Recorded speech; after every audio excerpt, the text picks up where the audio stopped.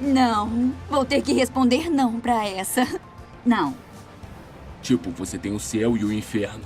Mas eu não tenho opinião sobre isso. Eu creio sim em forças negativas, mas não necessariamente em um homem chamado Diabo.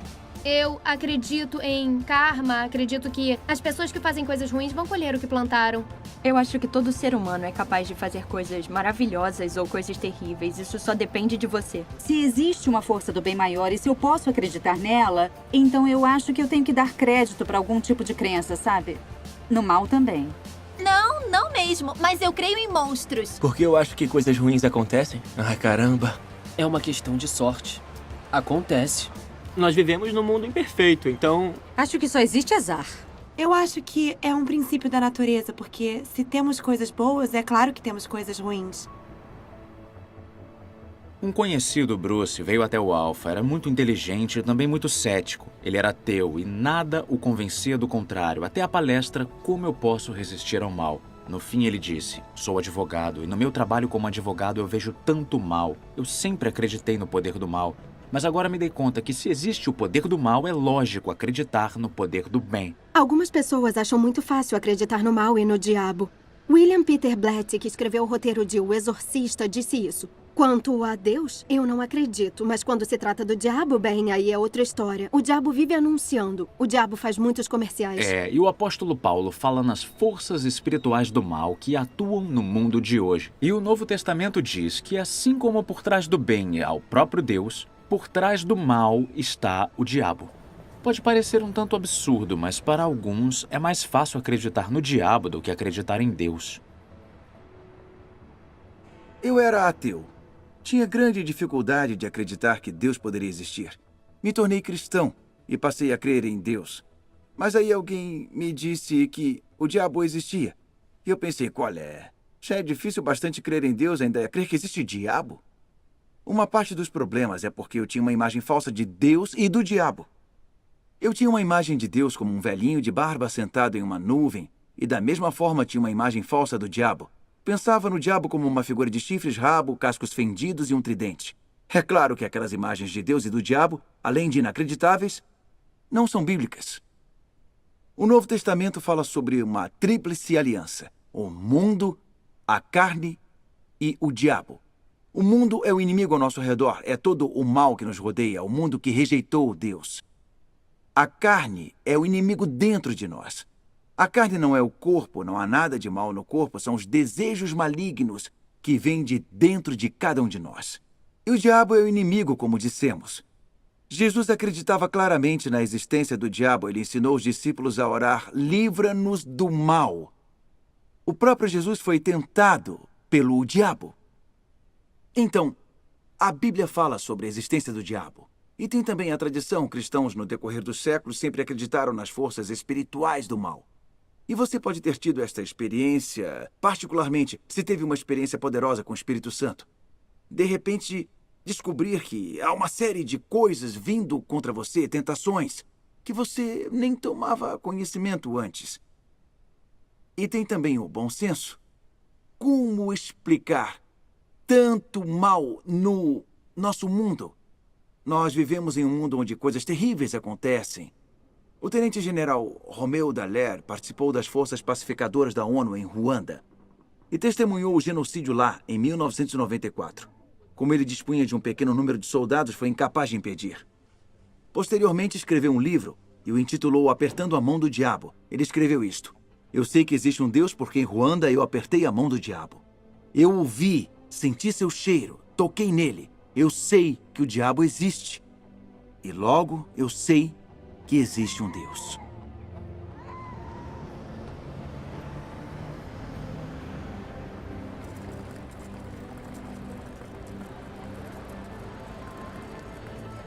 Há dois perigos iguais e opostos quando pensamos no mal. Um perigo é a descrença completa e o outro é um nocivo e excessivo interesse nos poderes e nas práticas do mal. Coisas feito a tabu ouija, cartas de tarô, horóscopos, leitura de mãos. As pessoas que estão numa busca espiritual costumam experimentar esse tipo de coisa. Não é um pecado imperdoável, mas se faz isso, então se afaste e se arrependa. Se livre de livros ou de qualquer coisa na sua vida associada a isso, porque não devemos ter esse interesse nocivo nessas coisas. O diabo quer destruir as nossas vidas. Jesus descreveu o diabo como um ladrão que quer nos roubar. O ladrão vem apenas para furtar, matar e destruir. Este é o objetivo principal. É o completo oposto do que Jesus quer na nossa vida. Jesus ama você. Ele disse: eu vim para que tenham vida e a tenham plenamente. É isto que Deus quer para você, plenitude de vida. O objetivo do diabo é destruir e ele usa táticas astutas. Nunca é óbvio logo de cara aonde ele está tentando levar você. Fui acusado de assassinato aos 15 anos. Aos 16, acabei sendo preso. E fui para um centro de detenção chamado Meadosley, que era muito, muito duro. Naquele lugar me diziam o que fazer e não fazia. Era anti-autoridade lá. Eu sofri muitos castigos físicos lá. E fui posto na solitária muitas vezes. E não adiantou. Eu só achava que as pessoas eram truculentas. Então, quando eu saí de lá, eu estava com mais raiva do que quando eu entrei. Eu era uma vergonha para minha mãe. Ela dizia: quer saber? Você é filho de Satanás. Você é do mal. Você é pior do que o seu pai foi um dia. Aquilo foi muito ruim para mim porque o meu pai foi muito violento com minha mãe. Ele a violentava. Então, para mim, ela dizer que eu era pior do que o meu pai, que eu era filho de Satanás, isso me deu muita raiva. Então eu acabei me tornando hooligan de torcida. Eu comecei a ser retalhado. Sofri um corte no rosto, tive meu dedo mindinho decepado, fui esfaqueado 4 vezes no braço e no peito. Eu levei uma garrafada nos olhos, perdi os dentes da frente. Eu já tive os ombros, os braços destroncados. Era anarquista. Eu adorava brigar. As coisas que eu fiz, eu nem poderia mencionar. Eu fiz algumas coisas muito seriamente malignas. Eu era do mal, maldade pura e simples. O diabo quer nos levar por um caminho de destruição. Então, quais são as táticas dele? Bom, a primeira é a dúvida. Todas as coisas importantes na vida exigem fé, então estão sujeitas à dúvida. E o diabo quer que duvidemos das nossas crenças e acreditemos nas nossas dúvidas. Mas Deus quer que duvidemos das dúvidas e acreditemos nas crenças. O diabo mente e nos faz duvidar de quem nós somos e de quem Deus é. E Jesus descreve o diabo como mentiroso e pai da mentira. No Jardim do Éden, nos capítulos iniciais do Gênesis, onde há uma revelação de como o mal trabalha, o diabo é representado na forma de uma serpente, cuja frase inicial para a humanidade é: foi isso mesmo que Deus disse? Ele lançou dúvida sobre o que Deus tinha dito. Vemos isso de forma clara com Jesus. No batismo dele no Rio Jordão, as palavras do Pai vieram do céu: este é o meu filho, amado, em quem me agrado. E imediatamente depois disso, Jesus é levado ao deserto e o diabo vai até ele. E sua primeira frase é: se você é o filho de Deus. Em outras palavras, o diabo tenta fazer Jesus duvidar de sua identidade. O diabo vai tentar fazer você duvidar da bondade de Deus, convencer você de que Deus é um estraga-prazeres que só quer acabar com toda a diversão. Ele mente sobre a identidade de Deus e a sua. E se ele puder fazer você duvidar da sua identidade como cristão, como filho de Deus, então ele fará. Muitos de nós lutam com a falta de autoconfiança, mentiras sobre nós que outras pessoas contaram e que nós acabamos acreditando. Mas a nossa verdadeira identidade é que somos filhos de Deus, profundamente amados pelo nosso Pai Celestial e criados à imagem dele para um propósito exclusivo. Outra tática do diabo é a tentação. E todos nós sofremos a tentação em algum grau.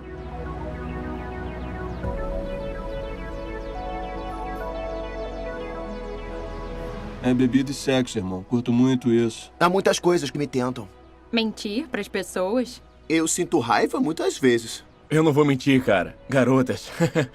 Compras. Compras, Ser mesquinha, grossa. Procrastinação. Minha maior tentação é trapacear. Pensando bem, tudo que é gostoso é mal pra você. E tudo que é mal é bom pra você. Eu acho que mulheres. Sair e comprar o almoço todo dia em vez de eu mesma fazer. Eu procuro mudar. Eu tento meio que focar no que realmente interessa. Eu acho que atalhos pra poder resolver as coisas é... Ou você se afasta e ignora, ou vai em frente e vê o que acontece. Não há nada de errado em ser tentado. Todos são tentados. Você não pode passar pela vida sem ser tentado. Jesus foi tentado de todas as formas, assim como nós, só que Jesus não cometeu pecados. Então é importante fazer a distinção entre tentação e pecado. O Novo Testamento deixa claro que é o diabo quem nos tenta, e não Deus. Então, em Mateus 4:3, Satanás é descrito como o tentador. De vez em quando um pensamento vem em nossas mentes e nos questionamos de onde veio isso. Isso não é pecado. Só será pecado se o aceitarmos e praticarmos. Mas o diabo nos faz pensar que já erramos, que agora não tem mais jeito porque já caímos em pecado. E aí vem a tática do engano. Todo pecado é uma forma de engano. Novamente em Gênesis, o diabo, na forma de serpente, diz: certamente não morrerão se desobedecerem a Deus. Em outras palavras, isso não vai lhes fazer mal. Mas o diabo tenta nos enganar, nos levando a pensar que Deus não nos ama, nem quer que tenhamos o melhor dessa vida. Jesus quer sim que você viva plenamente. Ele te ama. Ele não quer que você conheça o mal. Ele quer que você conheça o bem. E um dos outros títulos do diabo é o acusador. Ele nos faz duvidar da bondade e do amor de Deus, nos tenta desobedecer às ordens de Deus que existem para nos proteger, e aí ele nos acusa e nos condena. Há uma grande diferença entre convicção e condenação. A convicção vem do Espírito Santo, e quando nós sabemos exatamente que o que fizemos foi errado, rejeitamos aquilo e recebemos o perdão. Mas a condenação vem do diabo. A condenação é quando nos sentimos mal conosco. Mas o Novo Testamento diz: não há condenação para os que estão em Cristo Jesus. Na cruz, Jesus tomou a condenação que merecíamos sobre si, para nos poupar. Nossa posição na batalha mudou. O apóstolo Paulo coloca assim: pois ele nos resgatou do domínio das trevas e nos transportou para o reino do seu Filho amado. Em outras palavras, estávamos no domínio das trevas, onde se pode dizer, de certo modo, que o diabo estava no controle. Mas, através da cruz e da ressurreição de Jesus, no momento em que você convida Jesus a entrar e fazer parte da sua vida, ele transfere você do domínio das trevas para o reino de Jesus, onde Jesus está no controle e há total liberdade. Em 1995, eu era um vagabundo. Eu não percebia na época que meu corpo por dentro estava parando de funcionar porque eu só bebia, usava drogas, não comia. Eu não percebia que estava ficando com septicemia. Estava desnutrido e desidratado. Em março de 96, algumas pessoas apareceram na rua e elas me disseram: você sabe que Jesus te ama? E eu as expulsei. Jesus, minha avó cantava sobre Jesus quando eu era criança. Essa coisa não existe. Uma semana depois voltaram. E eu vi aqueles homens e mulheres cristãos na rua nos 6 meses seguintes. Acordei numa manhã, era um dia comum, tomei minha bebida e minhas drogas e desmaiei. Fui levado para o hospital. Fiquei em coma durante 6 dias. Minha mãe foi chamada para ir ao hospital. Ela foi ao hospital. Eu estava morto. Recebi a extremunção no 6º dia. A assistente social disse à minha mãe: não há nada que possamos fazer. Então ela disse: posso ter mais umas horas para pensar sobre isso? E minha mãe saiu do quarto e havia muita gente lá que tinha ido se despedir de mim. E o Tony, meu amigo, disse: a minha mãe tem uns caras cristãos aqui. E minha mãe disse: bem, de que adianta isso? Como isso pode ajudá-lo? Ele está morto. E eles disseram: vamos orar por ele. Então eles oraram por mim. Eles puseram as mãos na minha cabeça e disseram: em nome de Jesus Cristo de Nazaré, dê a este homem vida nova. E eu acordei, sentei, arranquei a máscara da minha boca. Eu estava vivo, tinha voltado à vida. Mas não foi apenas um despertar miraculoso do coma. Eu acordei totalmente diferente. Eu sabia que nunca mais beberia, usaria drogas ou fumaria. Eu queria ajudar as pessoas. Para ser sincero, eu até pensei que tivesse enlouquecido. E aqueles cristãos disseram para mim: sabe de uma coisa, Gran? Você precisa ir ao curso Alfa. E eu disse: o que é isso? Fomos no dia seguinte. Na 3ª palestra, de tarde, eu me levantei. E disse: Jesus. São as palavras exatas, nunca esqueci. Foi no dia 9 de novembro de 96, às 15:03, e eu disse: Jesus, me disseram que você me ama. E eu meio que acredito que você me ama. Mas não basta. Eu preciso saber no meu coração. E eu disse em seguida: me desculpe, você quer entrar na minha vida? E eu desabei na minha cadeira. Eu chorei. E não conseguia parar. Naquele momento, quando as lágrimas transbordaram dos meus olhos, eu soube de onde vieram. Eu soube quem eu era e eu sabia o que eu tinha que fazer. Então, naquela noite, às 10 horas, eu fui às ruas de Middlesbrough, cheio de Jesus, e comecei meu ministério. Isso foi há 19 anos. E desde então é isso que eu tenho feito. Tenho saído e falado às pessoas sobre Jesus. Eu já dei 141 cursos alfa. Há umas coisas que eu digo às pessoas nas ruas ou na prisão assim que eu as conheço, porque elas estão cheias de dúvidas e eu já duvidei. Elas dizem, então, Graham, como você sabe realmente se não acordou simplesmente do coma? Bom, talvez eu tenha saído do coma por coincidência. Mas eu costumo dizer, e nos últimos 19 anos, por que eu tenho vivido como eu vivo? Para onde foi a violência? Para onde a raiva e a rejeição e o desconhecimento do amor? Para onde isso foi em uma noite? Jesus é o amor supremo. Foi isto que mudou Graham Seed. E se mudou Graham Seed, pode fazer o mesmo por qualquer um.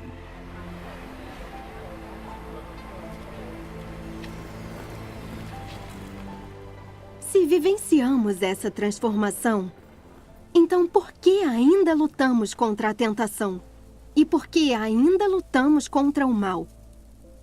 O momento decisivo da Segunda Guerra Mundial foi o dia D, 6 de junho de 1944. Ao amanhecer, milhares de tropas aliadas começaram a desembarcar nessas praias sob fogo pesado do inimigo. Apesar de muitas vidas perdidas, foi a grande reviravolta. Basicamente, foi o dia em que a guerra foi ganha. Com a morte e ressurreição de Jesus, a vitória suprema foi conquistada. Aquele foi o momento decisivo. E no momento em que você convidou Jesus a entrar na sua vida, se você fez isso, o poder do pecado foi quebrado. Mas a guerra não acabou ali. Houve um período inteiro de meses de operação limpeza, até o dia VE, Vitória na Europa, em 8 de maio de 1945. De certo modo, agora vivemos entre o dia D e o dia VE. A vitória já foi conquistada, mas ainda estamos no período das operações limpeza, que só serão completadas no dia em que Jesus voltar e nos encontrarmos com ele. E se a sua experiência foi igual à minha, bom, quando eu conheci Jesus, muita coisa mudou na minha vida. Mas há algumas épocas em que luto contra coisas e, para ser honesta, ainda luto contra elas hoje. Uma vez, há meses atrás, eu estava pedalando na Oxford Street e eu estava um pouco afastado da calçada, porque eu prefiro pedalar um pouco afastado da calçada por várias razões. E havia um táxi preto. Conhece os taxistas de Londres, dos táxis pretos? Havia um táxi preto atrás de mim que estava ficando muito impaciente e começou a tocar a buzina. E aí, ele me ultrapassou porque achou que eu estava atrapalhando. Ele chegou bem perto de mim e depois disparou. E enquanto ele ultrapassava, ele gritou para mim: "Você está no caminho, saia da frente!" E alguma coisa no meu espírito, eu não sei se foi o Espírito Santo, disse: "Atrás dele." Pois é. A grande vantagem de uma bicicleta é que os carros precisam parar nos sinais de trânsito. Então ele ficou parado no sinal e eu consegui alcançá-lo. E ao passar ao lado dele, eu disse: "Você está no caminho, deveria sair da frente." E eu perguntei: "Qual é o seu número?" Porque eu sei que eles não gostam de receber queixas. E eu disse: "Qual é o seu número?" Naquele momento, abriu a luz verde do sinal e ele disse: "Meu número!" E saiu. E eu pensei: muito bem, eu vou pegá-lo. E eu comecei a pedalar atrás dele. Eu olhava e tentava decorar o número dele: 58815. Eu vou fazer uma queixa: 58815. E pude ver que ele olhava pelo espelho retrovisor, tentando ver o que eu estava fazendo. E eu consegui alcançá-lo. Emparelhei com ele e ele disse: "Nick, você deveria obedecer às regras."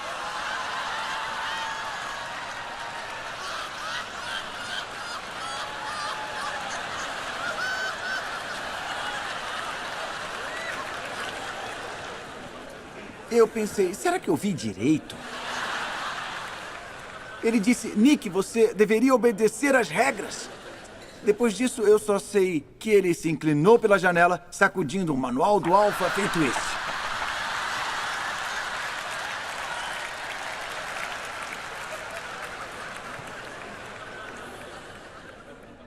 Então eu fui até ele e disse: "Você fez o curso Alpha?"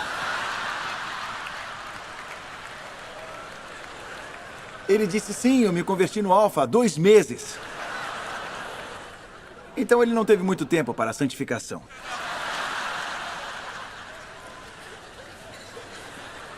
Eu disse: "Qual é o seu nome?" Ele respondeu: "Meu nome é Dean." E eu disse: "Muito prazer em conhecer."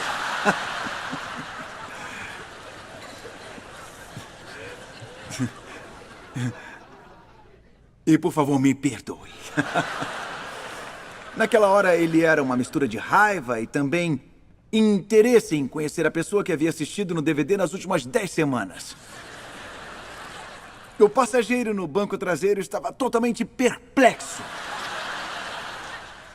Então ele se virou e disse: "Esse cara lidera o curso Alpha, é inspiracional, ele mudou minha vida." E quando eu saí pedalando, pensei: realmente tem um longo caminho a seguir. Ainda estamos numa batalha. É um processo e só estará completa quando Jesus voltar. Então, qual é a nossa defesa? Como lutamos essa batalha? Bom, Paulo diz em Efésios capítulo 6 que para lutar essa batalha temos que nos fortalecer no Senhor. Temos que vestir toda a armadura de Deus. Então, efetivamente, a Bíblia está dizendo que temos que nos livrar dos maus hábitos e trocá-los pelos bons. Fique perto de Jesus, mantenha o foco em Jesus, cingindo-se com o cinto da verdade. Jesus disse: "Eu sou a verdade." Isto é o oposto da hipocrisia. É autenticidade, integridade, franqueza na sua vida. A couraça da justiça. Mantenha relacionamentos corretos, corte o mal pela raiz. Se errar, e todos erramos, peça a Deus para te perdoar e se levante rapidamente. O mesmo vale para outras pessoas. Se você falhar com alguém, lide com isso rapidamente. Peça perdão. Resolva o assunto. Envolva-se na obra, tendo os pés calçados com a prontidão do Evangelho da Paz. Não fique sentado fazendo nada. Envolva-se. Sirva na igreja ou na sua comunidade. Confie em Deus em tempos difíceis. Paulo disse: "Usem o escudo da fé, com o qual poderão apagar todas as setas inflamadas do maligno." O diabo vai tentar lançar coisas em você, dúvidas, medos, ansiedades, luxúria, todo tipo de coisas. Continue confiando. Não abra mão da sua fé. Usem o capacete da salvação. Vença a batalha da mente. Salvação significa liberdade. A liberdade que Jesus traz. Todas as tentações querem entrar na mente. Um pensamento se torna uma ação se torna um hábito se torna um destino. Conheça a Bíblia. Fique impregnado da palavra de Deus. Usem a espada do Espírito, que é a palavra de Deus. Eu realmente incentivo você a conhecer esse livro, lê-lo diariamente se puder. Seja de capa dura ou baixando o aplicativo Bíblia em 1 ano, o que for melhor para você. Cada vez que Jesus foi tentado, ele respondeu com um versículo da Bíblia. Ele conhecia bem as Escrituras e as usava como defesa contra os ataques do inimigo. Continue orando. Orem no Espírito em todas as ocasiões, com toda a oração e súplica. Se mantenha perto de Deus através da oração. E por último, mantenham-se firmes em união. Não há armadura nas costas. E estamos mais vulneráveis quando estamos correndo, mas ficamos mais fortes quando nos unimos. A boa notícia é que você consegue. Tiago disse: resistam ao diabo e ele fugirá de vocês. Aproximem-se de Jesus e ele se aproximará de vocês. Podemos vencer o mal com o bem. É assim que atacamos. E uma das formas de fazer isso é através do perdão. Na oração que Jesus ensina aos seus discípulos, conhecida como Pai Nosso, ele diz a eles para orar: perdoai as nossas ofensas, assim como nós perdoamos a quem nos tem ofendido. Perdoar alguém é uma das coisas mais difíceis que podemos fazer, mas existe um enorme poder no perdão. Meu nome é Parit Emanuel e participei do genocídio de 1994 contra os Tutsis. Eu matei muitos Tutsis sob a ordem de uma liderança ruim e passei 6 anos na prisão e 4 anos em serviço comunitário. Na prisão, colegas detentos me convidaram a fazer o Alpha. Eu fui, mas lutei para me encaixar. Eu percebi que eu precisava contar a verdade sobre o que havia feito e escrevi uma carta pedindo perdão aos parentes daquele que eu tinha matado. A vida foi muito dura depois que eu fui solto da prisão. Encontrei minha esposa com 2 filhos que não eram meus e enfrentei muitas situações desoladoras. Eu não sabia como eu ia conviver com os sobreviventes do genocídio depois do que havia feito. Meu coração estava cheio de agonia, solidão e medo. Encorajado pelo Alpha na prisão, eu decidi fazer o Alpha de novo. Eu aprendi que Jesus perdoa. Eu vivi o amor de uma forma que nunca tinha conhecido antes. Com a ajuda de um missionário local, eu fui procurar o Vincent, cuja mãe e avó eu havia matado, para pedir perdão. Hoje eu vivo em um lugarejo construído por sobreviventes do genocídio e perpetradores. O Vincent mora no mesmo lugar. Nós construímos uma amizade e agora eu sinto uma paz que nunca tinha sentido antes. A vida cotidiana continua a ser um desafio, mas eu encontrei o perdão e a cura para as coisas que eu havia feito.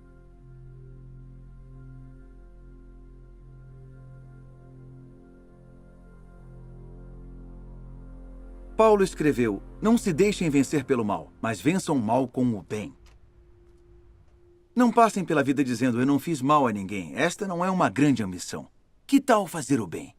Há tanta injustiça no mundo e tanta coisa que pode acontecer quando combatemos o mal com o bem, quando lutamos contra a injustiça. Olhe o que outras pessoas fizeram no passado, inspiradas pelo exemplo de Jesus. Olhe como Shaftesbury mudou toda a condição social da nação dele no século XIX. Olhe Wilberforce, como ele liderou a campanha para abolir o comércio de escravos. Olhe Martin Luther King Jr. e como ele lutou para acabar com a segregação entre negros e brancos na América do Norte. Olhe Madre Teresa, que transformou tantas vidas se doando de todo o coração ao cuidado dos pobres. Isto não é apenas para os grandes heróis da história. Isto é para você. A sua vida pode fazer uma verdadeira diferença. Sua vida tem um propósito. Você pode deixar um legado de vidas transformadas. Não se deixem vencer pelo mal, mas vençam o mal com o bem. Em nome de Jesus.